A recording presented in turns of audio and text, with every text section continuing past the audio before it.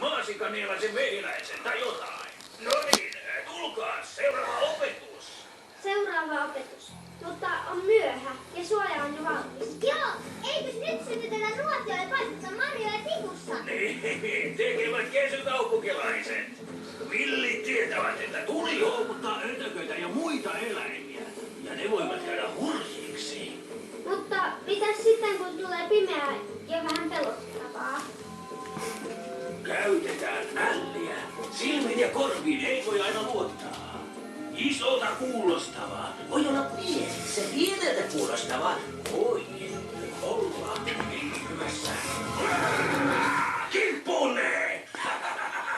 Onnistuipas! Viidakko ei pelkää, kun tietää, mitä siellä on. 6. opetus. Tunne ympäristösi.